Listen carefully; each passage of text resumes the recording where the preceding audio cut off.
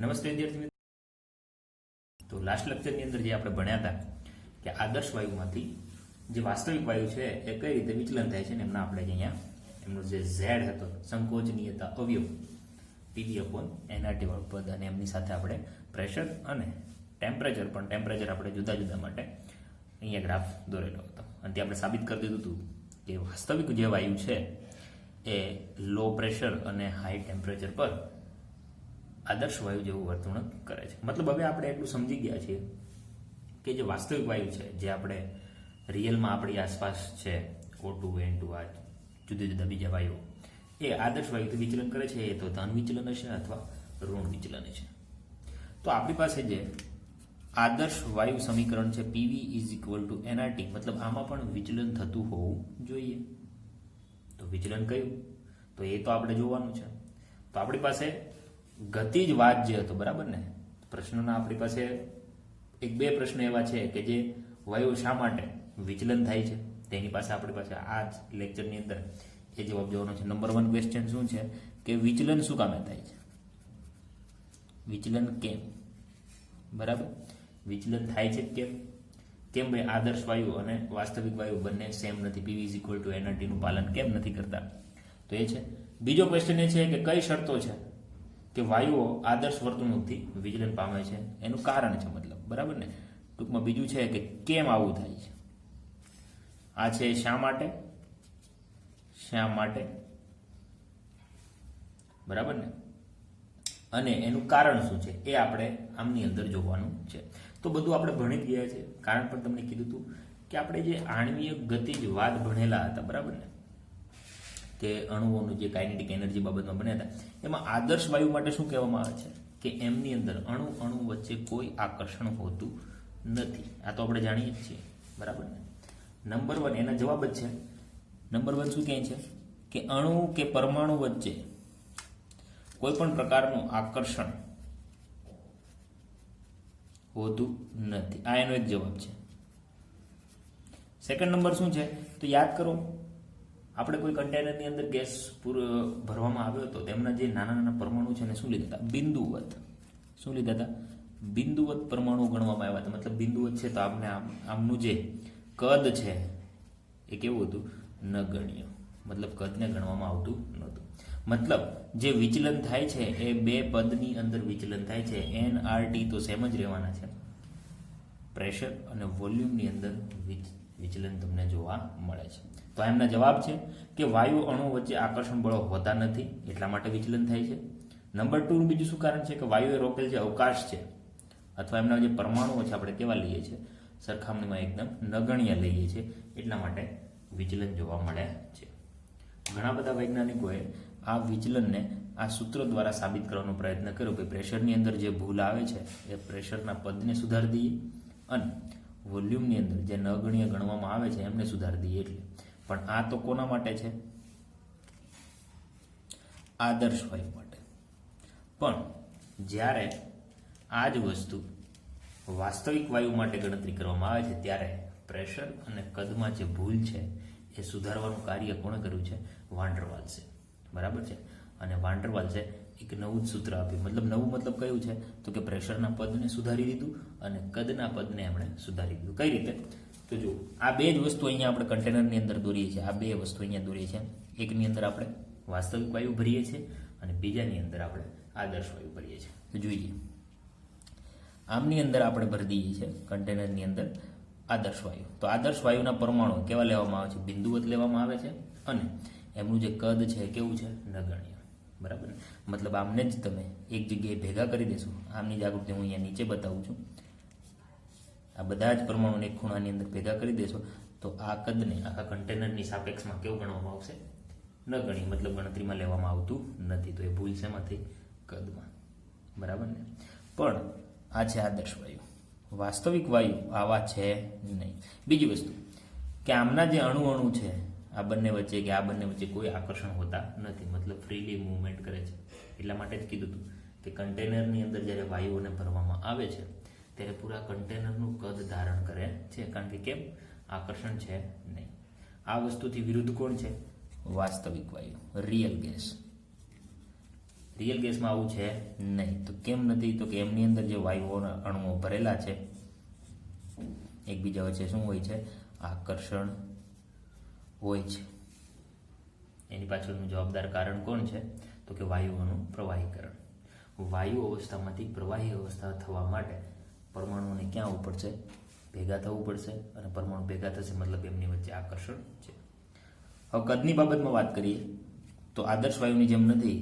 જો એક કન્ટેનરની અંદર આ બધા વાયુને ભેગા કરી દઈએ તો બિંદુવતની સાપેક્ષમાં આદર્શ વાયુ કરતાં વાસ્તવિક વાયુના જે અણુઓ છે સાઇઝમાં કેવા હોય છે? વધારે હોય છે.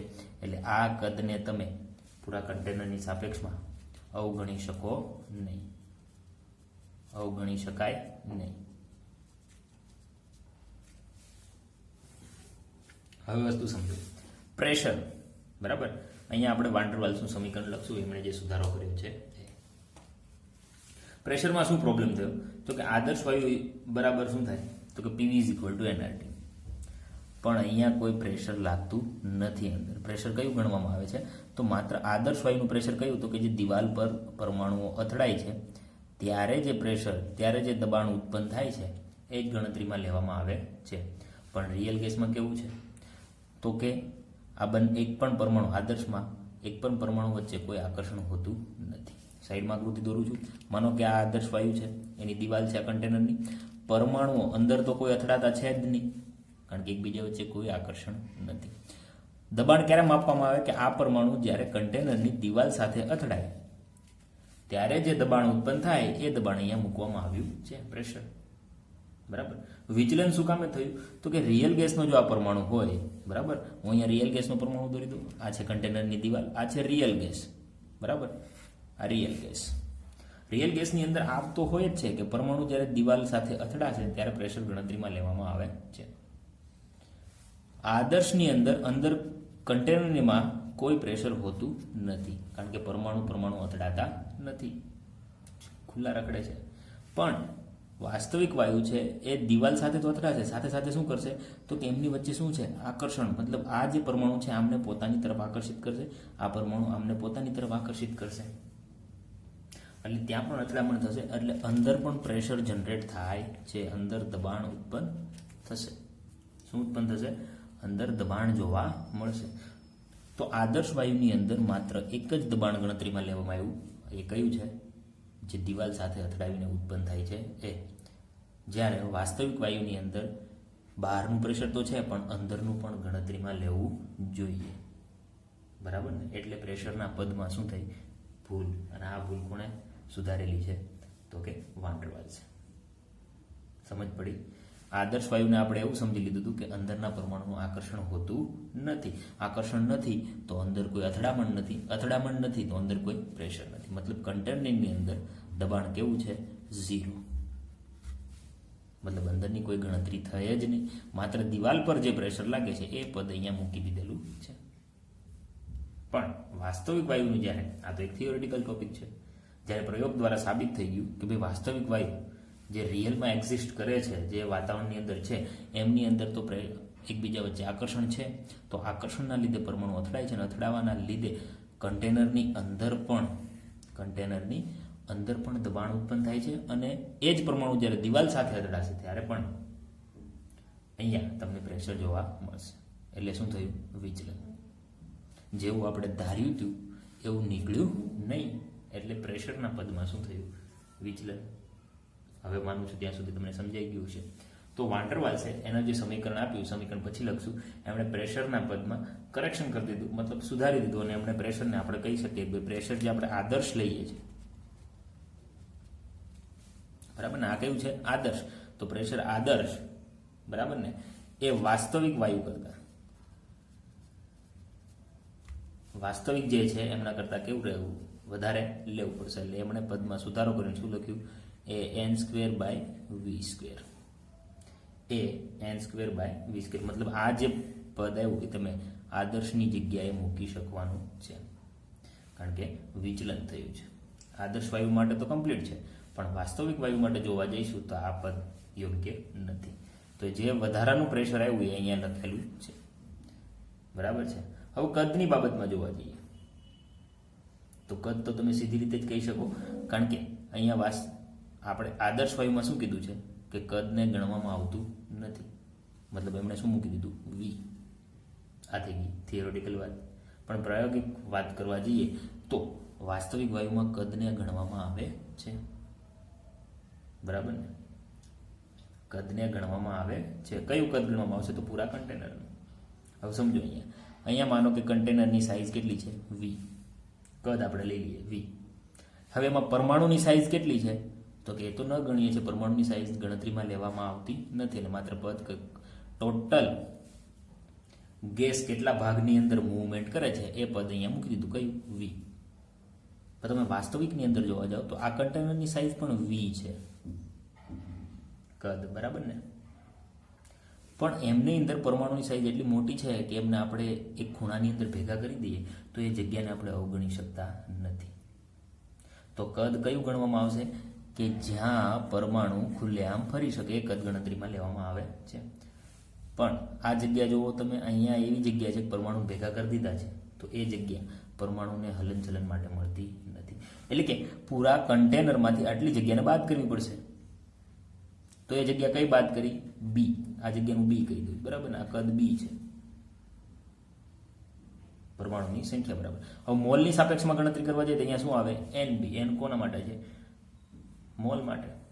કન્ટેનરની અંદર કેટલા મોલ વાયુ ભરેલો છે. સમજ્યા તમે વાતને? બરાબર. અહીંયા પૂરું કન્ટેનર વાપરવા મળે છે એટલે એને કદ કહી દીધું વી. કયું છે? આદર્શ. કારણ કે પરમાણુઓની સાઇઝને ગણવામાં આવતી જ નથી, મતલબ કન્ટેનરની અંદર કોઈ છે જ નહીં. ગમે ત્યાં તમે રખડી શકો છો, બરાબર. તમે એક ટ્રકની અંદર બેસી ગયા છો, ટ્રકની અંદર આખો ટ્રક ખાલી જ છે, તો તમે ગમે ત્યાં બેસી શકો છો, બરાબર ને? તો એ સમજી લો તમે કે આ પરમાણુ તમે અંદર છો પણ તમે આખા ટ્રકની અંદર મૂવમેન્ટ કરી શકો છો. તો એ સાઇઝ, એ કદ કયું થઈ ગયું? વી. હવે અડધો ટ્રક બીજા સામાનથી ભરેલો છે પછી તમને અંદર મૂકવામાં આવે તો તમે અડધા વિસ્તારની અંદર જ ફરી શકશો ને, કારણ કે અડધામાં તો શું છે? સામાન છે. તો એ અડધો તમને પૂછવામાં આવે તમે કેટલા વિસ્તારની અંદર ફરી શકતા હતા ટ્રકમાં, તમે શું કહેશો? ભાઈ આખા ટ્રકમાંથી જેટલો સામાન હતો એટલો બાદ કરી દીધો આપણે. વી માઇનસ બી, આટલો સામાન છે, સમજી લો. અને મોલની સાપેક્ષ ગણતરી કરવા જઈએ તો અહીંયા એન પદ મૂકવું પડે. તો વીની અંદર જે સુધારો થયો વાન ડર વાલ્સે કર્યો એ શું થઈ ગયું? વી માઇનસ એન બી. તો આ સૂત્રને આપણે ફરીવાર લખીએ. પ્રેશરની જગ્યાએ શું લખવું પડશે? વાસ્તવિક plus n square plus b square. તો અહીંયા આપણે p plus a n square by v square, બરાબર. આ સુધારો થઈ ગયો પીની જગ્યાએ. હવે આને કાઉન્સ કરી દઉં છું. વીની જગ્યાએ કદમાં શું સુધારો થયો? વી માઇનસ એન બી. વી માઇનસ એન બી. ચાલો, આ થઈ ગયો સુધારો. ઇઝ ઇક્વલ ટુ શું છે? N R T. N R T. તો આ થઈ ગયું વાન ડર વાલ્સ ઇક્વેશન. શું થઈ જશે? વાન ડર વાલ્સ ઇક્વેશન. હવે આમાંથી એમસીક્યુ પૂછવામાં આવે છે. દબાણનું સુધારેલ પદ કયું છે પૂછવામાં આવે છે, તો યાદ રાખજો દબાણનું સુધારેલ પદ કયું થઈ જશે? આ વાળું. કદનું સુધારેલ પદ કયું છે? કદનું સુધારેલ પદ તો કયું થઈ જશે? અહીંયા. તો વી માઇનસ એન બી એ કદનું સુધારેલ પદ છે. N square plus by v square એ શેનું છે? દબાણનું સુધારેલ પદ. હવે આમાં પૂછવામાં આવશે ભાઈ એ અને બી શું છે, તો એ છે વાન ડર વાલ્સ ઇક્વેશન, મતલબ કે ઇક્વેશનની અંદર એમના અચળાંકો. વાન ડર વાલ્સ અચળાંકો એ અને બી. બાકી તમે જાણો છો એન મોલ છે, વી કદ છે, બાકી બધું આપણે જે એસિટી આપેલું છે એમને જ અહીંયા લેવામાં આવે છે.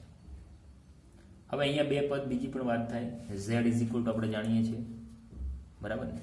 તો Z is equal to PV by N R T. Pressure જ્યારે હાઈ હશે, અહીંયા પ્રેશર હાઈ હોય, બરાબર ને, ત્યારે એન સ્ક્વેર બાય વી સ્ક્વેરને અવગણવામાં આવે. પ્રેશર લો હોય ત્યારે પી વાળા પદને અવગણવામાં આવે. એ બધી આપણે બીજી બાબતની વાત છે. પણ અહીંયા આપણે આ રીતે વાન ડર વાલ્સ ઇક્વેશનને અહીંયા સાબિત કરી શકીએ છીએ, બરાબર છે. બાકી બધી વાત તો આપણે આગળના લેક્ચરની અંદર જે ગ્રાફ દોરેલો હતો ત્યારે રિયલ ગેસ કઈ રીતે છે અને એમના વિશે આપણે બધી જ વાત અહીંયા કરેલી હતી, બરાબર છે. તો હવે સમજી ગયા છો તમે? ના સમજણ પડી હોય તો હજી એકવાર વિડીયો રિવાઇન્ડ કરીને જોજો કઈ રીતે આ બંને કાર્ય કરીને સરસ એવી આકૃતિ દોરી પણ સમજાવી દીધું છે. તમને સારું એવું ઉદાહરણ પણ આપ્યું કે આદર્શ વાયુની અંદર મેઇન પ્રોબ્લેમ ક્યાં છે, તો કે એમણે ગણવામાં આવ્યું છે આકર્ષણ હોતું નથી અને કદને શું કરેલું છે, નગણ્ય. પણ વાસ્તવિક જે વાયુ છે, વાસ્તવિક એટલે આપણે જે વાતાવરણની અંદર છે, આ એક થિયોરિટિકલ ટોપિક છે, આ પ્રાયોગિક છે, બરાબર છે. કે પ્રયોગ દ્વારા જે સૂચનો મળ્યા છે એમના અંતે આપણે કહી શકીએ કે આદર્શ વાયુને ભલે તમે બિંદુઓને ગણતા ના હોય પણ વાસ્તવિક વાયુમાં એમને ગણવામાં આવે છે. આદર્શ વાયુમાં તમે ભલે એમ સમજતા હોય કે આકર્ષણ નથી, પણ વાસ્તવિક વાયુની અંદર એમની વચ્ચે આકર્ષણ છે. તો સમજી લો હવે તમે જે થિયરીના આધારે ગણતરી કરતા હતા એવું તમને જોવા મળતું નથી, બરાબર છે. સિમ્પલ વસ્તુ છે. તમે જે દાખલો ગણતા હતા એ તમારો ખોટો જ છે, તો જવાબ પણ ખોટો જ મળવાનો ને, બરાબર. હવે તમારા શિક્ષક કે કોઈ તમારાથી હોશિયાર વ્યક્તિ આવીને કહેશે ભાઈ તમારી અહીંયા ભૂલ છે, ત્યારે પદમાં શું થશે, સુધારો. અને એ કોણે કર્યો, વાન ડર વાલ્સે. મતલબ તમે આમના આધાર ઉપર બધા દાખલા ગણતા હતા. એક એક્ઝામ્પલ આપું છું. તમે આમના આધાર ઉપર બધા દાખલા ગણતા હતા, તમે એક સૂત્ર આપ્યું, આમાં ભૂલ પડી. કેમ? કારણ કે તમે જેમનો આધાર લઈને દાખલા ગણતા હતા એ જ ખોટું હતું. તમે એવું માનતા હતા કે આકર્ષણ નથી, કદ ન ગણીએ છે, પણ રિયલમાં વાસ્તવિક વાયુમાં આવું જોવા મળ્યું નહીં. એટલે પદને શું કર્યું, આ તમે આપી દીધું, પછી પદને શું કરવું પડ્યું, સુધારવું પડ્યું, અને આ થઈ ગયું સુધારેલ પદ, બરાબર છે. તો આ વાન ડર વાલ્સ આપેલું છે, એમના ઉપરથી અહીંયા આપણે ગણતરી જોઈશું. હવે આપણો આગળનો ટોપિક છે, નાના નાના ટોપિક બાકી છે. હવે ખાસ કરીને બહુ બોર્ડ માટે થોડા એવા એમપી છે, પણ JEE નીટ માટે કોઈ અગત્યના રાખતા નથી. અને આગળનો ટોપિક છે વાયુઓનું પ્રવાહીકરણ, બરાબર છે. તો વાયુઓનું પ્રવાહીકરણ હમણાં જ વાત કરી કે વાયુઓને પ્રવાહી અવસ્થામાં લાવવા છે તો સિમ્પલ રીતે પરમાણુઓનું ભેગું થવું જરૂરી છે. તો આપણે પહેલાં પ્રવાહી ગુણધર્મો તમે બધા જાણો છો, 8, 9, 10થી ભણતા હો છો, એટલે આપણે એમાં વધારે ડીપમાં જવાની જરૂર નથી. ચોક્કસ આકાર, પરમાણુ કઈ રીતે ભેગા રહે છે, એ બધું તમે પ્રવાહી ગુણધર્મ તમને પૂછવામાં આવે તો તમે જાણો છો, બરાબર ને. આકર્ષણ આંતરાણવી આકર્ષણ વધારે હોય છે, તો એ વસ્તુ આપણે પ્રવાહીકરણની અંદર જોઈશું. તો આપણો નેક્સ્ટ ટોપિક છે વાયુઓનું પ્રવાહીકરણ. તો વાયુઓના પ્રવાહીકરણ વિશે આપણે હવે માહિતી મેળવીએ. તો આપણો નવો ટોપિક થઈ ગયો વાયુઓનું પ્રવાહીકરણ. મતલબ જે વાયુ અવસ્થા છે એમને આપણે કઈ અવસ્થાની અંદર લાવવાનું છે, પ્રવાહી અવસ્થાની અંદર. તો સિમ્પલ રસ્તો છે. તમને શું વિચાર આવે છે કે આપણે વાયુઓને કઈ રીતે પ્રવાહીની અંદર ચેન્જ કરી શકીએ છીએ? તમારા મત પ્રમાણે શું છે? તો નંબર 1 છે કે વાયુના જે અણુઓ છે એ આપણે જાણીએ છીએ કે છૂટા છૂટા હોય છે, બરાબર ને, અસ્તવ્યસ્ત ગમે તે ગતિ કરતા હોય. આ વાયુઓને સમજી લો. હવે આપણે એ પણ જાણીએ છીએ કે પ્રવાહીના જે અણુઓ છે એ કેવા હોય છે, વાયુ અવસ્થા કરતાં નજીક નજીક હોય છે. મતલબ કે એ પરમાણુ વચ્ચે શું હશે, એકબીજા પરમાણુ વચ્ચે આકર્ષણની માત્રા જો વધારી દઈએ, આકર્ષણ વધી જાય તો પરમાણુ ક્યાં આવતા રહેશે, નજીક નજીક. અને જો પરમાણુ નજીક નજીક આવતા રહે મતલબ એ વાયુ અવસ્થામાંથી, આ વાયુ અવસ્થા છે, કઈ અવસ્થામાં આવી જશે, પ્રવાહી અવસ્થામાં. આપણે એ પણ જાણીએ છીએ કે વાયુઓના જે અણુઓ ગતિ કરે છે એમની પાસે શું હોય છે, ગતિજ ઉર્જા. મતલબ એમની પાસે ઉર્જા છે. જ્યાં સુધી એમની પાસે ઉર્જા છે, હવે તમે કન્ટેનરની અંદર સમજી લો, આપણે કન્ટેનરની બાબતમાં અભ્યાસ કરીએ તો આ કન્ટેનર ઉપર આપણે એક પિસ્ટન લગાવી દીધો છે. પિસ્ટન મતલબ શું છે, ઉપરથી દબાણ આપવું હશે તો એ પિસ્ટન દ્વારા આપી શકાય છે, બરાબર છે. હવે આમની અંદર આપણે વાયુઓ ભરી દીધા છે તો આપણે જાણીએ છીએ પૂરા કન્ટેનરને એ ધારણ કરી લેશે, ઉપરથી કોઈ હજી પ્રેશર આપેલું નથી. તો નંબર 1 શું છે તો કે વાયુઓને આપણે પ્રવાહીમાં ચેન્જ કરવા છે તો પરમાણુને ભેગા કરો. તો ઉપરથી આપણે દબાણ વધારી દઈએ, તો બાજુમાં બીજું કન્ટેનર દોરું છું, બરાબર. આપણે દબાણ વધારી દીધું, શું થઈ ગયું, પરમાણુ બધા ભેગા થઈ ગયા. મતલબ એનો મતલબ એવો થઈ ગયો આ થઈ ગયું પ્રવાહીકરણ, બરાબર ને. પરમાણુ બધા શું થઈ ગયા, ભેગા થઈ ગયા. અહીંયા પ્રેશર પી હતું તો અહીંયા આપણે પી ડેશ સમજી લો કે પ્રેશરમાં આપણે શું કર્યું છે, વધારો કર્યો છે.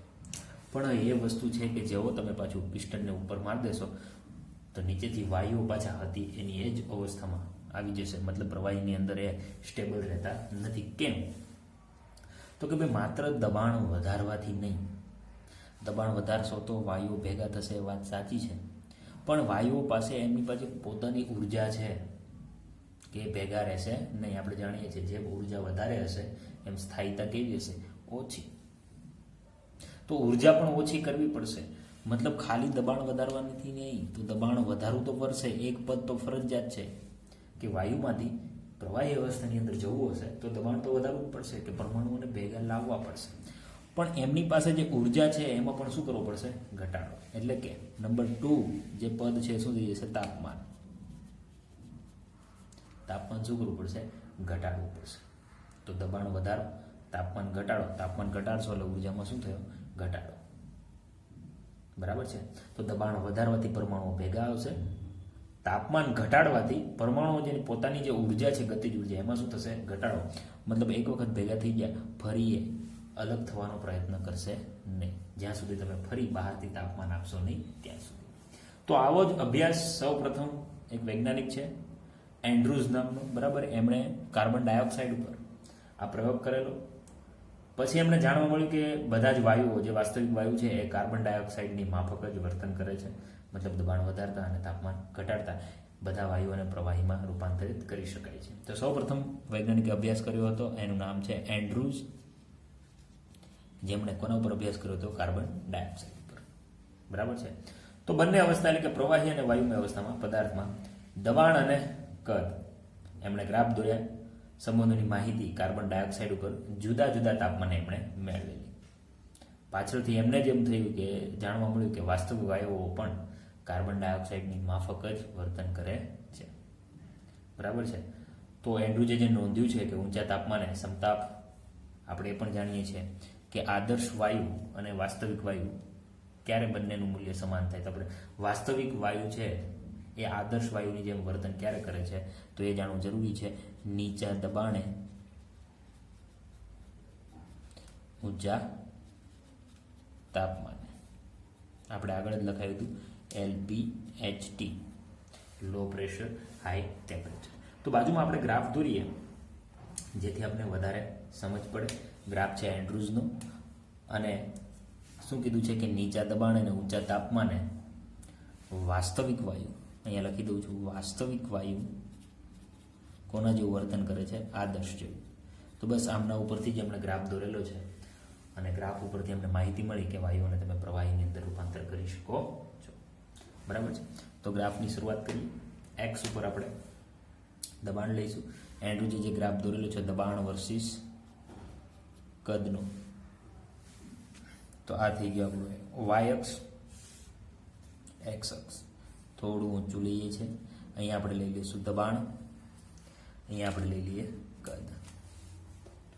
બરાબર ને? અહીંયા આપણે શું લઈ લઈશું? કદ. તો ગ્રાફની અંદર આપણે અહીંયા મેં સાઈડમાં લખી દીધું છે કે નીચા દબાણે અને ઊંચા તાપમાને કોના જેવી વર્તન છે? વાસ્તવિક વાયુની આદર્શ વાયુની માફક વર્તણૂક અહીંયા ધરાવે છે. તો જુઓ, સૌ પ્રથમ એમણે જે ગ્રાફ દોરેલો હતો એ 50 ડિગ્રીએ ગ્રાફ દોર્યો. તો 50 ડિગ્રી એમને કંઈક ગ્રાફ હોવો જોવા મળ્યો, મતલબ કે આ રીતે વક્ર સ્વરૂપમાં. કઈ સેલ્સિયસ પર? 50 ડિગ્રી પર. બરાબર. તાપમાન કેવું છે? ઊંચું તાપમાન. પણ તમે અહીંયા જોવા જઈશો તો દબાણ પણ કેવું છે? હાઈ પોઈન્ટ ઉપર. આ ગ્રાફ તમે કંઈક જોયો એવું લાગશે. ક્યાં? તો કે બોયલના નિયમની અંદર આપણે જોયું હતું, પ્રેશર વર્સિસ વીની અંદર આ વક્ર તમને ત્યાં જોવા મળ્યો હતો, જો જૂનું યાદ હોય તો. હવે તાપમાનમાં શું કર્યું એમણે? ઘટાડો. અહીંયા સમજી લો કે એમણે આદર્શ વાયુની જેમ વર્તણૂક કર્યું છે. પણ તાપમાનમાં ઘટાડો કરતા ગયા, કારણ કે ગ્રાફ ઉપરથી તો એમને સમજવાનું છે. તો તાપમાનમાં ધીમે ધીમે એ શું કરતા ગયા? ઘટાડો કરતા ગયા. હવે તાપમાનમાં જેવો એ ઘટાડો કરતા ગયા તેમને કંઈક બીજું પણ જોવા મળે છે. માનો કે આ છે આપણે આદર્શ વાયુ,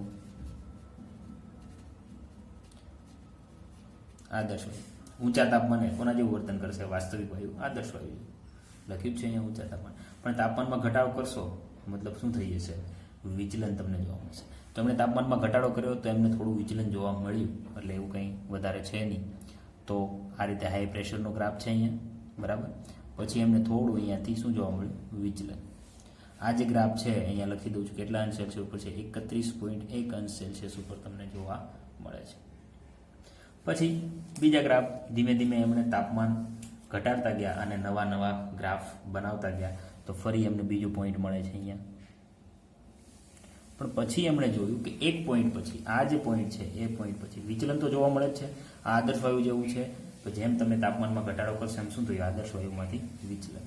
પણ આ પોઈન્ટે કાર્બન ડાયોક્સાઇડ જે ગેસ છે એ કઈ અવસ્થામાં રૂપાંતર થઈ ગયું, પ્રવાહી અવસ્થાની અંદર. તો પ્રવાહી અવસ્થાની અંદર રૂપાંતર થઈ ગયું, મતલબ કે અહીંયા આપણે લાઈન દોરી દઈએ, આ છે દબાણ અને આ શું થઈ જશે એમનું કદ. તો આ થઈ ગયા, આપણે પીક પોઈન્ટ બતાવી દઈએ અહીંયા. અને આ જે પોઈન્ટ છે કેવો છે, 30.98, બરાબર. તો કાર્બન ડાયોક્સાઇડ વાયુ 30.98 ડિગ્રી સેલ્સિયસ ઉપર શેમાં રૂપાંતર થઈ ગયો, પ્રવાહી અવસ્થાની અંદર રૂપાંતર થઈ ગયેલું જોવા મળે છે. અને બીજી વસ્તુ અહીંયા શું કરી દીધું કે તમે દબાણ વધારતા જાઓ છો તો પરમાણુઓ ભેગા થતા જશે, પણ એક પોઈન્ટ આ દબાણ અહીંયા એવું આવી ગયું છે કે એના પછી તમે દબાણ વધારી શકતા નથી. પિસ્ટનને તમે નીચે લઈ જઈ શકશો નહીં. કેમ? કારણ કે વાયુઓનું પણ કદ છે એનાથી નીચે, કદમાં કોઈ ઘટાડો થવાનો નથી. હા, દબાણ વધશે, તમે વધારી શકો, પણ પિસ્ટન નીચે આવતું નથી કારણ કે અહીંયા એક લેવલ આવી ગયું. તો વસ્તુ અહીંયા પણ એવું જ છે કે તમે દબાણ ગમે એટલું હાઈ લઈ લેશો પણ કદની અંદર કોઈ ફેરફાર થશે નહીં. તો એ પણ ત્યાં તમને ગ્રાફ જોવા મળ્યા છે, બરાબર ને, કે કદની બાબતની અંદર તમને અહીંયા પોઈન્ટ જોવા આપે છે કે સ્ટાર્ટિંગની અંદર કદમાં શું થતું હશે, તો કે જેમ જેમ તમે દબાણ આપતા જશો એમ કદમાં શું થશે, ઘટાડો. પણ એક પોઈન્ટ એવો આવી જશે કે કદમાં કોઈ ઘટાડો થશે નહીં, બરાબર ને. માત્ર શું થશે, પ્રેશર વધશે, તો પ્રેશર તો વધવાનું જ છે પણ કદમાં કોઈ ઘટાડો થશે નહીં. આવા જુદા જુદા ટેમ્પરેચર ઉપર તમને ગ્રાફ આપેલા છે, બરાબર છે. એક 21.5 પર છે, એનાથી નીચે 13.1 પર છે. પણ આપણા માટે શું છે કે 30.98 કેલ્વિન તાપમાને કોણે જોયું, એન્ડ્રુજે જોયું કે કાર્બન ડાયોક્સાઇડ વાયુ શેમાં રૂપાંતર થઈ ગયું, પ્રવાહીમાં. એટલે કે તમે અહીંયા જોઈ શકો છો દબાણ કેવું હશે, વધારે, અને તાપમાન કેવું છે, ઓછું. દબાણ વધારવાથી પરમાણુ ભેગા થયા છે અને તાપમાન ઘટાડવાથી એમની અંદર જે ગતિજ ઉર્જા છે એમાં પણ શું થયો, ઘટાડો. તો આ જે ટેમ્પરેચર છે એમને ક્રિટિકલ ટેમ્પરેચર TC તરીકે ઓળખવામાં આવે છે. અને જે ટેમ્પરેચરે પ્રવાહી અવસ્થાની અંદર રૂપાંતર થયું એ, અને ત્યારે જે કદ છે એમને VC ક્રાંતિક કદ, અને ત્યારે જે દબાણ છે એમને PC, બરાબર ને, ક્રાંતિક દબાણ. એમ 3 પદ અહીંયા તમને જોવા મળે છે, બરાબર. તો વાતાવરણના દબાણે સૌ પ્રથમ પ્રવાહી કાર્બન ડાયોક્સાઇડ દેખાયો અને તાપમાન કયું થયું, 30.98.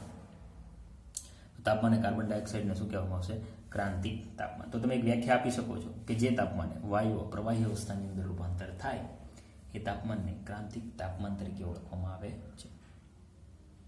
અને ક્રાંતિક તાપમાન ઉપર જે કદ છે વાયુઓનું, બરાબર, કે જ્યારે પ્રવાહી કાર્બન ડાયોક્સાઇડ છે તમને જોવા મળ્યો, બરાબર, તો એ જે કદ છે એને આપણે શું કહીશું, ક્રાંતિક કદ. અને ત્યારે જે દબાણ છે એમને શું કહીશું આપણે, ક્રાંતિક દબાણ, PC. તો આ 3 છે અહીંયા, TC, VC અને PC.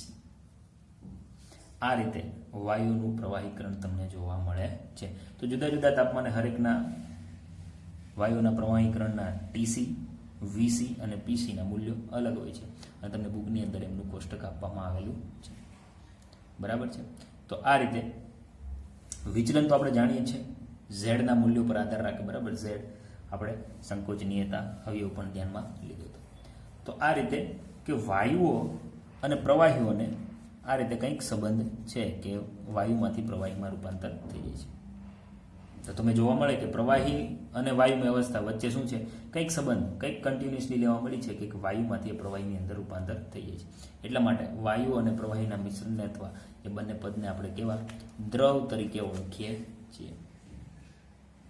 આ જે પદ છે એમને શું કીધું, દ્રવ. કારણ કે વાયુ અને પ્રવાહી વચ્ચે શું છે, કંઈક સાતત્ય છે, કંઈક કન્ટિન્યુટી છે, કે એમાંથી એકબીજાની અંદર એ રૂપાંતર થઈ જાય છે. એક કલામાંથી બીજી કલાની અંદર રૂપાંતર થઈ જાય છે. એટલા માટે પદનું નામ શું આપી દીધું છે, દ્રવ, બરાબર છે. તો આપણે આટલું જોયું વાયુના પ્રવાહીકરણની અંદર. વધારે કંઈ ટોપિક છે નહીં, પ્રવાહી બાબતે આપણે ભણવાનું હતું. તો વાયુનું પ્રવાહીકરણ છે એ મેક્સિમમ 2 માર્કની અંદર પૂછવામાં આવે. JEE નીટની લીધે આમાંથી કોઈ MCQ પૂછવામાં આવતા નથી, તો એટલું બધું કંઈ ફોકસ કરવા લાયક છે નહીં. માત્ર આપણે સમજૂતી છે કે આ રીતે તાપમાનમાં ઘટાડો કરી દબાણમાં વધારો કરીને વાયુ અવસ્થાને તમે પ્રવાહી અવસ્થાની અંદર રૂપાંતર કરી શકો છો. સૌપ્રથમ કોણે? એન્ડ્રુઝે. કોના ઉપર? કાર્બન ડાયોક્સાઇડ જુદા જુદા તાપમાન ઉપર જુદા જુદા દબાણ પર કઈ કઈ ફેરફાર તમને જોવા મળે છે એમના ઉપર ગ્રાફ દોરીને એમને સમજાવેલું છે કે વાયુઓને તમે નીચા તાપમાન અને ઊંચા દબાણ પર સીધી રીતે પ્રવાહી અવસ્થાની અંદર રૂપાંતર કરી શકો છો.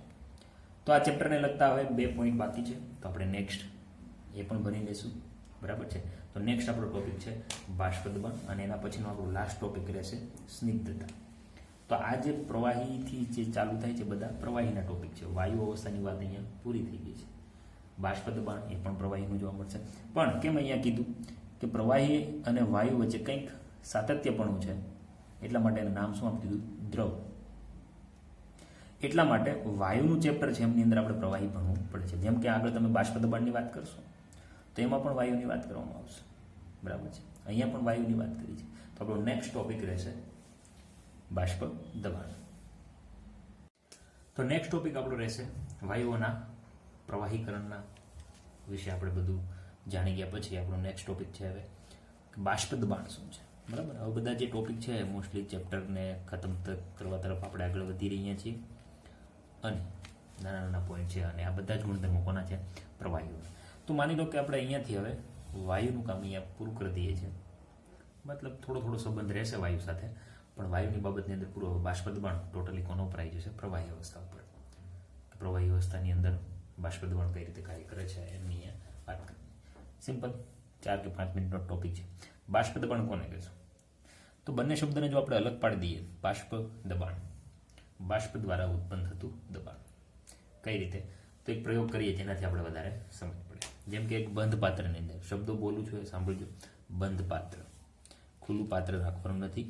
ખુલ્લું પાત્ર રહેશે તો શું થશે એમની પણ આપણે અહીંયા વાત કરીશું. કે બંધ પાત્રની અંદર આપણે પાણી ભરેલું છે, અહીંયા આપણે પાણી ભરી દઈએ છીએ. બરાબર. પાત્રને કરી દઈએ છીએ બંધ. નીચેથી તાપમાન વધારીએ આપણે, પાણીનું શું થઈ જશે? વરાળ બનશે. મતલબ અંદર 2 અવસ્થા તો જોવા મળશે જ, પાણી અને બાષ્પ. કે પાણીના જે અણુઓ છે એ ધીમે ધીમે કઈ અવસ્થામાં જોવા મળશે? વાયુ સ્વરૂપમાં. બરાબર. ગરમ થશે એટલા માટે. બીજી વસ્તુ, બંધ પાત્ર, એક એમની કન્ડિશન થઈ જશે કે પાત્ર બંધ હોવું જોઈએ. બીજું, આમની અંદર શૂન્ય અવકાશ, મતલબ બીજું તો કંઈ છે નહીં, કે એક શૂન્ય અવકાશ કરેલું પાત્ર છે જેમની અંદર પ્રવાહી ભરવામાં આવે છે અને ધીમે ધીમે એમને ગરમ કરવામાં આવશે. તો એમની જે પાણી છે એમનું શું બનશે? બાષ્પ બનશે. અને બાષ્પ ક્યાં જશે? ઉપર ચડશે.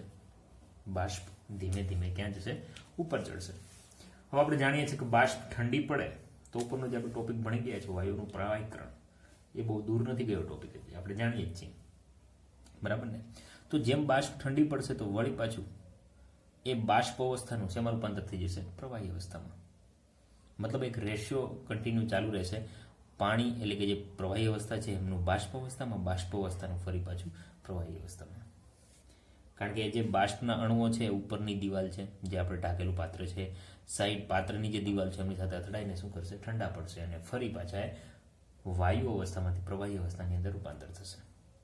પણ એક ટાઈમ એવો આવશે, મારો કોઈ સમય છે કે જ્યારે પાણીમાંથી બાષ્પ બનવાનો દર અને બાષ્પમાંથી પ્રવાહી બનવાનો દર છે કેવો થઈ જાય? સંતુલિત અવસ્થામાં. મતલબ જેટલી ક્વોન્ટિટીમાં બાષ્પ ઉત્પન્ન થતી હશે એટલી જ ક્વોન્ટિટીમાં બાષ્પમાંથી ફરી શું ઉત્પન્ન થતું હશે? પ્રવાહી. બરાબર ને? ઠંડુ પાડવાનો દર પણ કેટલો થઈ જશે? વધારે. તો મતલબ એક રેશિયો સમાન થઈ જાય, એટલે કે પ્રવાહીમાંથી બાષ્પ એટલે કે વાયુ લખું છું અહીંયા, અને વાયુમાંથી પ્રવાહી. આ રેશિયો કેવો થઈ જાય? સંતુલન સ્થિતિમાં. બરાબર. એટલે કે પ્રવાહી કલા અને બાષ્પ કલા વચ્ચે સંતુલન સ્થપાય. આ જે તબક્કો થયો ત્યારે જે આ પાણીની સપાટી છે એક તો ઘટ થઈ જશે. બરાબર. તમે કોઈ હદરેખા નક્કી કરી શકશો નહીં, પણ એ જે રેશિયો સમાન થયો ત્યારે બાષ્પ દ્વારા પ્રવાહીની સપાટી ઉપર જે દબાણ ઉત્પન્ન થાય છે, બરાબર ને, આ તબક્કા ઉપર બાષ્પ દબાણ કઈ અવસ્થામાં? સંતુલન અવસ્થામાં તો છે જ. બરાબર છે કે બાષ્પનું પ્રવાહીની સપાટી ઉપર જે દબાણ ઉત્પન્ન થાય છે એમને જ નામ આપી દીધું છે બાષ્પ દબાણ. અને રેશો કેવો છે? સંતુલન, એટલે આમને તમે સંતૃપ્ત બાષ્પ દબાણ પણ કહી શકો છો. શું કહેવામાં આવશે?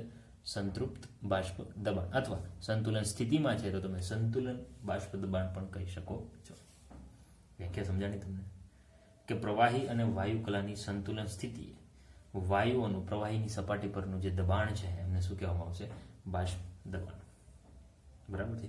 પાત્ર કેવું છે? બંધ. હવે માનો કે પાત્રને ખુલ્લું કરી દો. પાત્રને શું કરી દઈએ આપણે? ઉપરથી જે ઢાંકણ રાખેલું છે હટાવી દઈએ.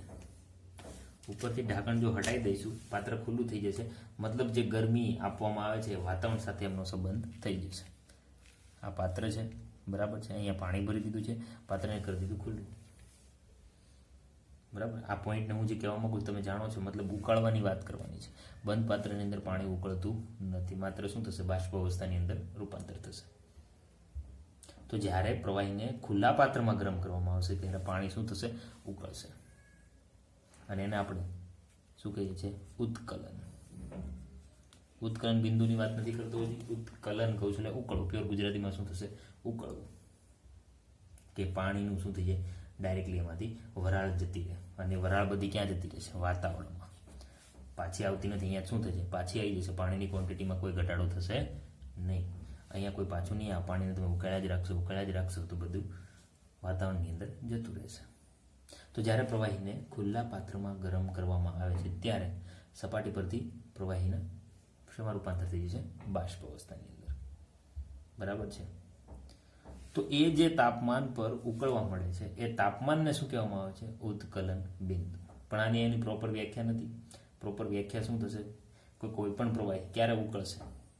તો જે તાપમાને પ્રવાહીનું બાષ્પ દબાણ, પ્રવાહીનું બાષ્પ દબાણ, બહાર કોણ છે? વાતાવરણ. વાતાવરણના બાષ્પ દબાણ જેટલું થાય એ તાપમાનને શું કહેવામાં આવશે? ઉત્કલન બિંદુ. જે તે પ્રવાહીનું વ્યાખ્યા શું થઈ જશે? જે પ્રવાહીનું બાષ્પ દબાણ વિશે તમે જાણો છો. કોના જેટલું થઈ જાય?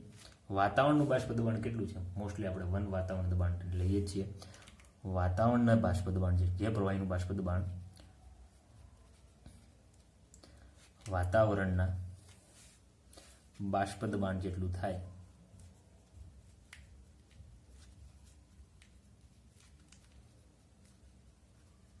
બરાબર છે. જે પ્રવાહીનું જે તાપમાને, બરાબર ને, આ લાઈન આપણે વચ્ચે રહી ગઈ. જે તાપમાને, કારણ કે બાષ્પ ક્યારે થશે? જ્યારે તમે ગરમ કરશો ત્યારે. તો એ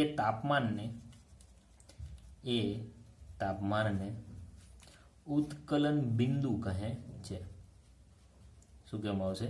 ઉત્કલન બિંદુ. પાણીનું તમે જાણો છો કેટલું છે? 100°C. કેલ્વિનની અંદર 373. મતલબ કે તમે 100°C જેટલું પાણીને ગરમ કરશો ત્યારે એમનું જે દબાણ છે, બાષ્પ દબાણ કેટલું છે? 1 વાતાવરણ દબાણ જેટલું. કારણ કે વાતાવરણનું ત્યારે કેટલું છે દબાણ? બંનેનું સેમ. એટલા માટે પાણીનું ઉત્કલન બિંદુ કેટલું કીધું છે? 1 વાતાવરણ દબાણ. તો સિમ્પલ રીતે બુકની અંદર, કોષ્ટકની અંદર ઘણા બધા આપેલા છે. તો 1 વાતાવરણ દબાણે ઉત્કલન બિંદુ કેવું રહેશે?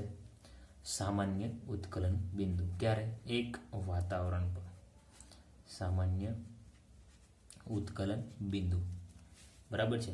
જો દબાણ 1 બાર હોય તો 1 વાતાવરણ દબાણે ઉત્કલન બિંદુ કેવું રહેશે? સામાન્ય. પણ 1 બાર હોય, આ દબાણનો એકમ કયો છે? બાર. mmHgમાં પણ આવે છે. બરાબર. તો એ જે ઉત્કલન બિંદુ છે જે તે પ્રવાહી એને શું કહેવામાં આવશે? પ્રમાણિત ઉત્કલન બિંદુ કહેવામાં આવે છે. સિમ્પલ વસ્તુ છે. પ્રમાણિત ઉત્કલન બિંદુ અને સામાન્ય ઉત્કલન બિંદુ કરતાં થોડું ઓછું હોય છે. એ આપણે ગણતરીમાં લેવાની જરૂર નથી, કારણ કે 1 બાર દબાણ કરતાં 1 વાતાવરણ દબાણ કેવું રહેશે? ઓછું. તો પાણીનું સામાન્ય ઉત્કલન બિંદુ કેટલું છે? સામાન્ય ઉત્કલન બિંદુ 100°C. કેલ્વિનમાં પૂછ્યું હોય તો 273 એડ કરી દેવાના, એટલે કેટલા થઈ ગયા? 373. પણ પ્રમાણિત પૂછવામાં આવે તો 1 બાર કરતાં વાતાવરણ દબાણ કેવું છે? ઓછું. તો અહીંયા થઈ જશે 372.6 કેલ્વિન અથવા 99.6°C. બરાબર ને? 1 બાર દબાણ 1 વાતાવરણ દબાણ કરતાં ઓછું છે, એટલા માટે થોડુંક ઓછું છે. કેલ્ક્યુલેશન કંઈ કરવાની જરૂર નથી. તો આ હતું એમના કઈ રીતે બાષ્પ દબાણ છે, કઈ રીતે પાણી સાથે એમનો સંબંધ છે ઉત્કલન બિંદુ શું છે.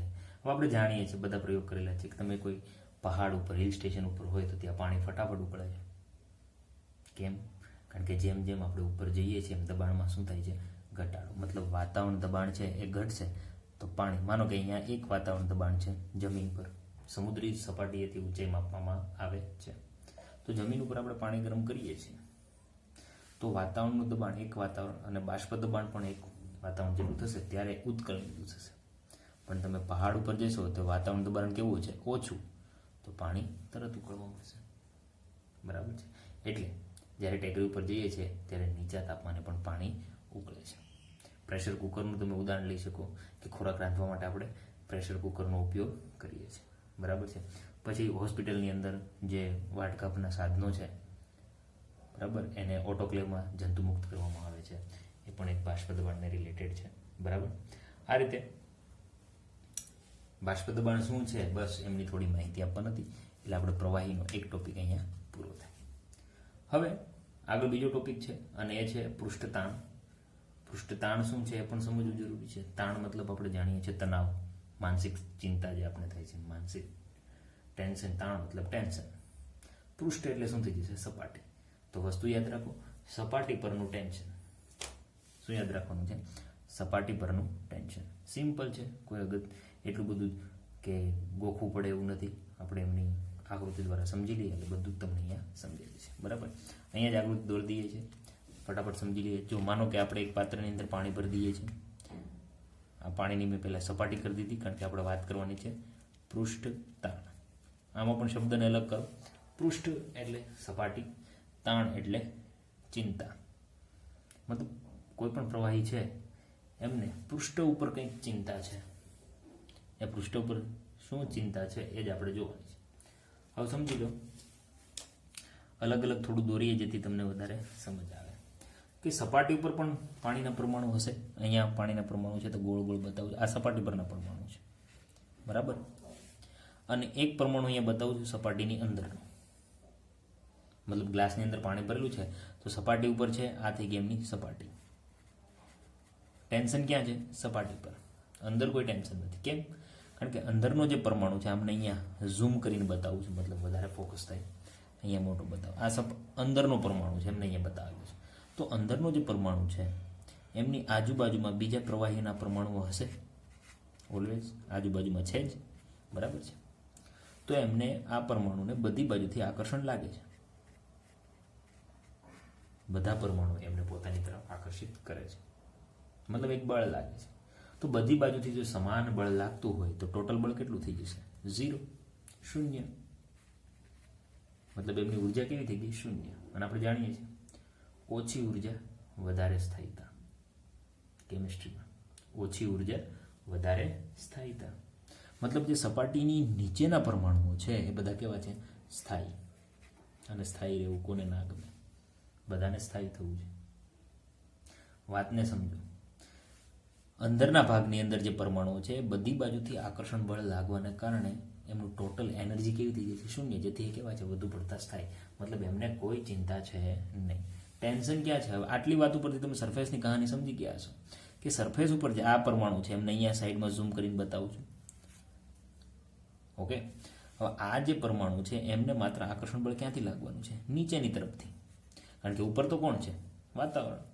ઉપર કોઈ એમને આકર્ષિત કરતો પાણીનો બીજો કે પ્રવાહીનો કોઈ પરમાણુ છે નહીં. બરાબર છે. એટલે સપાટી ઉપર એનર્જીમાં શું થાય? શૂન્ય થતી નથી, માત્ર નીચે તરફથી જ આકર્ષણ લાગે છે.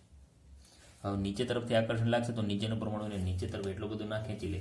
હવે જો નીચે તરફ આવી જાય તો પેલા જે સ્થાયી છે એ અસ્થાયી થઈ જશે અને આ સ્થાયી થઈ જાય. એટલે એવું તો થાય નહીં. સ્થાયી ક્યારેય અસ્થાયી થવાનો પ્રયત્ન કરશે નહીં. મતલબ આમના ઉપર સપાટી ઉપર એક એનર્જી લેવલ ઉત્પન્ન થશે જેની સપાટી એનર્જી કહે, અને એનર્જી વધારે છે મતલબ આ પરમાણુ સ્થાયી રહેતો નથી. એટલે હું સમજી ગયું કે આ પરમાણુ બીજા પરમાણુને પોતાની તરફ આકર્ષિત કરશે કારણ કે એને શું કરવું છે? એનર્જીમાં શું કરશે? ઘટાડો. એનર્જીમાં જો ઘટાડો થઈ જાય તો એ સ્થાયી થવાનો પ્રયત્ન કરશે, થોડો એવો. નીચેના પરમાણુ જેટલો તો નહીં જ.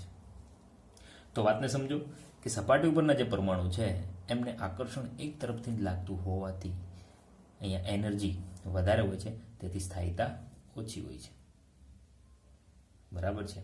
એટલે સપાટી ઉપર એક તણાવ ઉત્પન્ન થાય છે એનર્જીના લીધે, અને એ જે તણાવ છે એને શું કહેવામાં આવે છે? પૃષ્ઠ તાણ તરીકે, સરફેસ ટેન્શન. ઇંગ્લિશમાં શું કહેવામાં આવશે? Surface tension. ટેન્શન એટલે તણાવ, બરાબર છે. કારણ કે એમની આજુબાજુમાં અણુઓની સંખ્યા કેવી છે? ઓછી. એટલા માટે એ જે એનર્જી છે એમને બીજાને આપવાનો પ્રયત્ન કરશે પોતે સ્થાયી થવા માટે. બધી બાજુથી એમ કરશે ભાઈ થોડી લઈ જાઓ, થોડી લઈ જાઓ, બરાબર. તો એ જે પરમાણુ છે એ બધી બાજુ પોતાની એનર્જીને વિખેરવાનો પ્રયત્ન કરશે, એટલે એમનો ટોટલ આકાર બધી બાજુથી આકર્ષણના લીધે કેવો થઈ જાય? ગોળ. તમે જોજો પ્રવાહી જ્યારે પણ એક ડ્રોપ્સ પડશે નીચે એટલે ડાયરેક્ટલી એમનો આકાર કેવો હશે? ગોળ. કેમ? કારણ કે બધી બાજુથી આકર્ષણ છે. માનો કે આ છે લાઈન, બરાબર. તો આને આકર્ષણ એક તરફથી લાગે એના કરતાં એમને આંતરિક ઉર્જા ઓછી કરવી હોય તો શું કરી લેશે? ગોળ આકાર થઈ જાય, જેથી બધી બાજુથી એનર્જી કેવી થઈ જાય? સમાન રીતે વહેંચણી થઈ જાય. એટલા માટે કોઈ પણ પ્રવાહીનો જ્યારે ડ્રોપ્સ પાડવામાં આવશે ટીપું, ત્યારે એનો આકાર કેવો હશે? ગોળ. સિમ્પલ વસ્તુ છે. તો પ્રવાહી તેમની સપાટીનું જે ક્ષેત્રફળ છે એ શું કરશે? ઓછું કરશે. અને ઓછું ક્યાં થાય? ગોળ આકારમાં. કે જેમ ક્ષેત્રફળ ઓછું હશે એમ એના ઉપર જે આકર્ષણ છે એ કેવું લાગે? ઓછું લાગે. અને ઓછું લાગે તો એ સ્થિર થઈ શકે છે.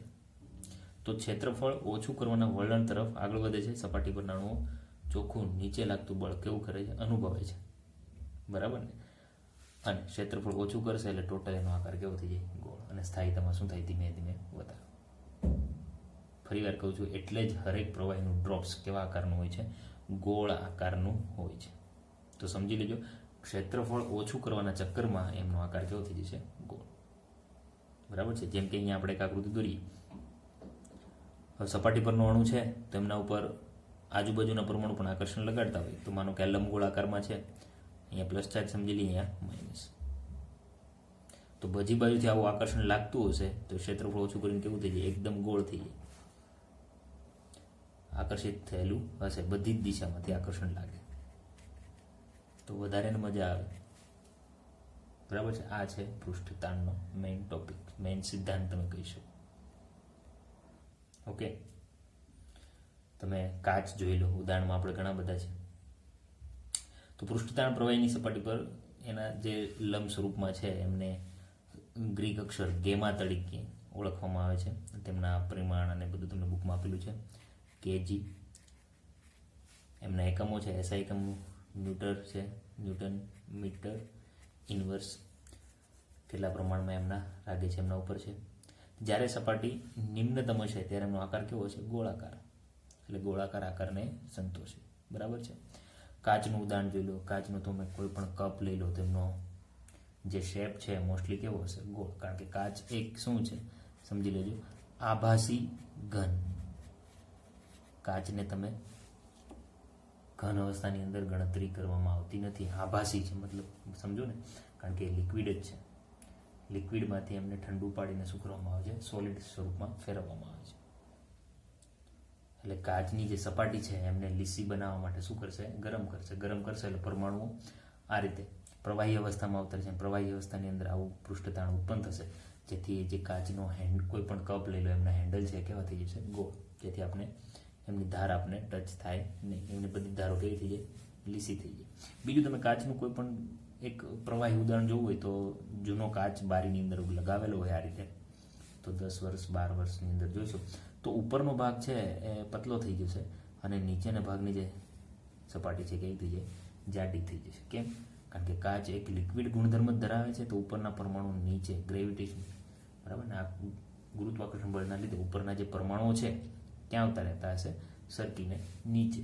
એટલે ઉપરનો જે લેયર છે એ પતલું થઈ જશે અને નીચેનું લેયર છે જાડું થઈ જશે. આભાસી ઘન છે. આભાસ મતલબ તમે સમજતા હશો, ભ્રમ ઉત્પન્ન કરે એવું. મતલબ સાચા ઘન નથી. કેવો છે? આભાસી ઘન. એમાં પ્રવાહીના ગુણધર્મ રહેલા છે, બરાબર. પછી એક બીજો પણ પ્રયોગ છે. પૃષ્ઠતાણના લીધે પ્રવાહી કેશાકર્ષણ નળીમાં ઉપર ચડવાનો. એક પાત્રની અંદર પાણી ભરેલું ને એમાં એક વાળથી પણ પતલી કેશાકર્ષણ નળી આવે છે, એમને રાખવામાં આવે તો એમના લીધે એ ક્યાં? ઉપર ચડવાનો પ્રયત્ન કરશે, બરાબર છે. આ રીતે ઘણા બધા તમે ઉદાહરણો જોયા હશે. પ્રવાહી વસ્તુને જ્યારે કોઈ પાત્રની અંદર પાણી ભરવામાં આવે તો સપાટી શું થઈ જાય? ભીની થઈ જાય. કેમ? આકર્ષણના લીધે. કારણ કે તેમની સપાટી પાતળા પડ તરીકે ફેલાઈ જાય છે.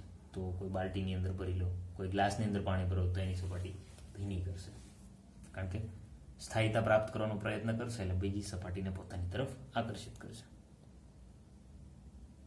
ઓકે, તો આ વસ્તુ હતી પૃષ્ઠ તાણને રિલેટેડ. ખાસ વ્યાખ્યા યાદ રાખજો. સપાટી ઉપર ઉત્પન્ન થતા તણાવને શું કહેવામાં આવે છે? પૃષ્ઠ તાણ. આ આખી ક્રિયાઓ છે એમની. તો હવે ક્યારે પૃષ્ઠ તાણ વધે અને ક્યારે ઘટે? તો સિમ્પલ વસ્તુ છે, તાપમાન સાથે એમનો સંબંધ છે કે પ્રવાહીનું જે પૃષ્ઠ તાણ છે માત્ર અણુઓ વચ્ચેના આકર્ષણ પર આધાર નથી રાખતું, બરાબર ને? જ્યારે આકર્ષણ બળો વધારે હોય છે ત્યારે પૃષ્ઠ તાણ પણ કેવું હશે? વધારે. તો એમાં પણ તાપમાનનો ગતિજ ઉર્જાનો સિદ્ધાંત સમાયેલો છે. તો જેમ તાપમાન વધશે, યાદ રાખજો, તાપમાન વધતા પૃષ્ઠ તાણ ઘટે. શું થશે? ઘટશે. તાપમાન વધશે એમ પૃષ્ઠ તાણની ઘટના શું થશે? ઘટશે. કારણ કે આકર્ષણ જે ગુણધર્મ છે એમાં શું થશે? ઘટાડો.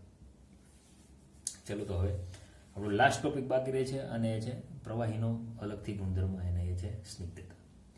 સ્નિગ્ધતાને તમે એક રીતે પ્રવાહીની ઘનતા સાથે સંબંધ બતાવી શકો, અથવા પ્રવાહી જે ચીકણા પ્રવાહી છે એમને પણ તમે કહી શકો છો, બરાબર. સ્નિગ્ધતા મતલબ વહેવાનો ગુણધર્મ પણ તમે કહી શકો કે પાણી અને મધનું ઉદાહરણ લઈ લો. ઓકે, આપણે હેડિંગ મારીએ પછી આગળ વાત કરીએ. તો હેડિંગ છે આપણું સ્નિગ્ધતા, બરાબર છે. સ્નિગ્ધતા ઇંગ્લિશમાં એમને વિસ્કોસિટી તરીકે ઓળખવામાં આવે છે. વિસ્કોસિટી સમજાવું સિમ્પલ રીતે કે પ્રવાહીનો એક લાક્ષણિક ગુણધર્મ તમે કહી શકો, અને ખાસ કરીને એમને હું તો સિમ્પલ ભાષાની અંદર વહેવાનો ગુણધર્મ પણ કહેવાય. જેમ પ્રવાહીને રેડો છો અને ફટાફટ વહેવા મળે છે. બે ઉદાહરણ લઈએ. પ્રવાહી કોઈ પણ, જેમ કે પાણી, અને પ્રવાહીની અંદર બીજું લઈએ આપણે તેલ. તો એક જગ્યાએથી તમે પાણીને રેડો અને બીજી એમની બાજુની સપાટી ઉપર તમે તેલને રેડો, ફટાફટ કોણ વહે છે? સિમ્પલ તમારો જવાબ હશે પાણી. આવું કેમ છે કે પાણી ફટાફટ વહે છે, તેલ એટલું ફટાફટ વહેતું નથી? એ જ રીતે તમે મધ લઈ લો, એ પણ થોડું સ્નિગ્ધ હોય છે, બરાબર. આવું કેમ? તો એ જ રીતે તમે કહી શકો છો પાણી ફટાફટ વહે છે મતલબ એમના જે પરમાણુ વચ્ચેનું આકર્ષણ એ તેલના પરમાણુના આકર્ષણ વચ્ચે કેવું હશે? ઓછું હશે. મતલબ આપણે વહેવાનો ગુણધર્મ જ છે. તો પાણી એમના લેયર સમજી લઈએ. પાણી અહીંયા આપણે જમીન છે, આ જમીનને આપણે થોડુંક આ રીતે લાઈનથી બતાવું છું, બરાબર. આમના ઉપર પાણી રેડશું તો પાણીનું લેયર, પહેલું સ્તર જે જમીન સાથે ટચ થયેલું છે, એમના ઉપર બીજું સ્તર, એમના ઉપર ત્રીજું સ્તર. તો આ જે લેયર છે એમના વચ્ચે શું હશે? આકર્ષણ હશે. અને આકર્ષણ જેટલું વધારે હશે એટલો વહેવાનો ગુણધર્મ કેવો હશે? ઓછો હશે, બરાબર. તો સપાટી સાથે જે પહેલું સ્તર રહેલું છે આપણે એમને નંબર આપી દઈએ 1, આ છે 2 અને આ છે 3. તો 3 જે લેયર છે, 1 લેયર સપાટી સાથે જો વધારે આકર્ષણ હશે તો પહેલું લેયર એટલું સરકવાનો પ્રયત્ન કરશે નહીં, કારણ કે પરમાણુ વચ્ચે શું હોય છે? આકર્ષણના લીધે એ આગળ વધી શકતો નથી. પણ બીજા લેયરની વાત કરો તો એમને સપાટી સાથે ઓછું આકર્ષણ હશે, પણ એમને થોડું આકર્ષણ કોની સાથે હશે? ફર્સ્ટ લેયર સાથે. તો એ થોડું ફટાફટ વહે છે. એના ઉપરનાનું તો કે એમને આકર્ષણ હજી ઓછું હશે બીજા લેયર કરતાં, તો એ થોડું વધારે વહે છે. એટલે મોસ્ટલી એવું માનવામાં આવે છે કે જ્યારે પાણી વહેતું હોય ત્યારે એમનો ઉપરનો ભાગ વધારે પ્રમાણમાં વહેતો હોય, નીચેનો ભાગ કેવો હોય છે? શાંત હોય છે, બરાબર ને? એ રીતે સમજી શકાય. ઊંડા પાણી વધારે શાંત હોય છે, આપણે વાત સાંભળીએ છીએ. તેનું ઉપરનું છે કે જે સપાટી છે એમાં પરમાણુ વચ્ચેનું આકર્ષણ ઓછું હોય છે, જેના લીધે ઉપરનો ભાગ ફટાફટ વહે છે. પાણીની વાત કરીએ, પણ તેલમાં આવું નથી થતું. કેમ? તો કે તેલમાં ઉપરની સપાટીનું આકર્ષણ પણ કેવું હશે? વધારે હશે. મધની અંદર જોઈ લો તમે, ફટાફટ વહેતા નથી. એકબીજાના આકર્ષણ કેવા હશે? વધારે હોવાને લીધે, બરાબર. તો સિમ્પલ કહી શકો તમે કે સ્નિગ્ધતા શું છે? તો કે એક પ્રવાહીનો એક લાક્ષણિક ગુણધર્મ છે. જ્યારે પ્રવાહી એકબીજા પર ખસીને વહે છે ત્યારે પ્રવાહીના જે સ્તરો છે વચ્ચે આંતરિક ઘર્ષણ ઉત્પન્ન થાય. ઘર્ષણને આપણે શું કહી દઈએ? આકર્ષણ કહી દઈએ. ઘર્ષણના લીધે ઉત્પન્ન થતા અવરોધ, ઘર્ષણ છે તો અવરોધ તો હોવાનું છે, અને આ જે માપ છે અવરોધ, એને આપણે શું કહીશું? સ્નિગ્ધતા.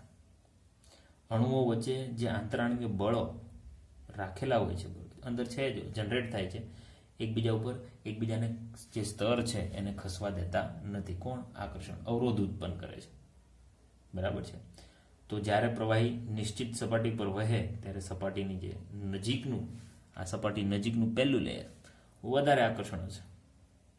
બરાબર, એટલે એ સ્થિર રહેવાનો પ્રયત્ન કરશે. આપણે સપાટી બીજી રીતે પણ દોરી શકીએ. આપણે 3 સપાટી દોરીએ. બરાબર છે. હવે ઘર્ષણ છે તો એરિયા પ્રમાણે હોય છે. તો આપણે પહેલી સપાટી દોરીએ. આ પહેલી સપાટી લેયરને આપણે થોડું ઝૂમ કરીને બતાવીએ. બરાબર, એની નીચે આ છે બીજી સપાટી, એની નીચે આ છે ત્રીજી સપાટી. 3 લેયર અહીંયા તમને બતાવવામાં આવ્યા છે. હવે માનો કે આપણે અહીંયા વાત કરીએ છીએ, આ એક સપાટી છે, તો એની નીચેની જે સપાટી હશે એમાં ઘર્ષણ કેવું લાગતું છે? વધારે. મતલબ આકર્ષણ બળો કેવા હશે? વધારે. એ ફટાફટ વહેતું નથી, જેમ અહીંયા વાત કરીએ. તમે આને ધારી લો કે આમની ગતિ વહેવાનો ગુણધર્મ આપણે યુ ધારી લઈએ. બરાબર ને? તો આમની જે વહેવાનું છે એ ઓછો હશે. કેટલો? તો કે આપણે ઓછો બતાવી દઈએ, યુ માઇનસ ડીયુ. તો ઉપરનાનો વધારે હશે ને. અહીંયા આપણે જોયું કે ઉપરનો જે લેયર છે એમનો વધારે હોય, તો આપણે એમને બતાવીએ યુ પ્લસ ડીયુ. આ નાનું માપ લીધેલું છે. આપણે જાણીએ છીએ કે આપણે સંકલન વિકલન ક્યારે લઈએ છીએ, સૂક્ષ્મ ભાગ લેવાનો હોય ત્યારની વાત છે. ક્ષેત્રફળ પ્રમાણે હશે. જેટલું ક્ષેત્રફળ વધારે હશે, બરાબર ને, ફોર્સનું પણ તમે વાત કરતા હોય તો ક્ષેત્રફળ જેટલું વધારે હશે એટલું દબાણ અથવા આકર્ષણના પ્રમાણમાં વધારે ઘટાડો થશે. તો આનું ક્ષેત્રફળ આપણે એ ધારી લઈએ. બરાબર. તો બળ જે છે એ કોના ઉપર આધાર રાખે છે? ક્ષેત્રફળ ઉપર. જેટલું ક્ષેત્રફળ વધારે એટલું બળ પણ વધારે લાગશે. બરાબર. તો ડાયરેક્ટલી કહી શકીએ કે ફોર્સ ચલે છે એરિયા. બરાબર છે. હવે માનો કે આટલું ક્ષેત્રફળ છે, મારે નાનો ભાગ લેવો છે, તો આપણે શું કરીએ? એમનો સિમ્પલ રીતે આપણે એમનો કોઈ સંકલન કે આપણે એમનો ભાગ લઈએ. નાના ભાગને આપણે ડી વડે બતાવીએ છીએ, સ્મોલ ભાગ છે એટલા માટે. તો ફોર્સ એ સ્મોલ ભાગ લેવો હોય તો શું લેશું? ડીયુ. બરાબર. અને એમનો આપણે અહીંયા ભાગ લઈએ છીએ.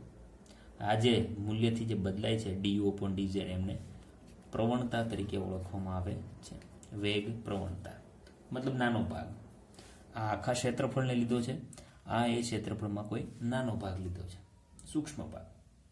બરાબર. તો બંને પદ સમાન છે તો આપણે એના સમાન રીતે લખી દઈએ. ભાઈ એફ ચલે છે એ ઇન્ટુ ડીયુ બાય ડીઝેડ. હવે આપણે જાણીએ છીએ ચલે છે સમપ્રમાણતા નિશાની હટાવો તો કોઈ અચળાંક મૂકવો પડે. ડીયુ બાય ડીઝેડ તો અહીંયા પ્રવણતા છે. જે વેગમાં ફેરફાર તમને અહીંયા શોર્ટ ભાગની અંદર બતાવે. વેગમાં શું ફેરફાર થયો? થોડાક અહીંયા ચાલશો તો અહીંયા થોડોક વેગમાં ફેરફાર થતો હશે. આગળ હજી ચાલશો તો વેગમાં ફેરફાર. આપણે એક નાનો ભાગ લીધો છે. ઉપર જે બતાવ્યો એ પૂરો વેગમાં ફેરફાર થતો ભાગ લીધો છે. નીચે બતાવ્યો એ સૂક્ષ્મ ભાગ. બંને સમાન જ છે. તો ચલે છે નિશાની હટાવી દો, એક અચળાંક મૂકવો પડે. તો એફ ઇઝ ઇક્વલ ટુ આ રીતનો એક અચળાંક છે એ ડીયુ બાય ડીઝેડ. આ જે છે એ શું છે? સમપ્રમાણતા અચળાંક. અને એમને સ્નિગ્ધતા ગુણાંક તરીકે ઓળખવામાં આવે છે. સ્નિગ્ધતાનો ગુણાંક. સ્નિગ્ધતાનો જે ગુણાંક છે, વેગ પ્રવણતા એ કોઈ સંપર્ક જે આપણે ક્ષેત્રફળ અને ક્ષેત્રફળ ત્યાંનું બળ લાગે છે તો એમના એકમ પણ હોય. તો એ સ્નિગ્ધતાનું માપન છે. સ્નિગ્ધતાનો ગુણાંકનો એકમ છે તો એકમ અહીંયા લખી દઈએ.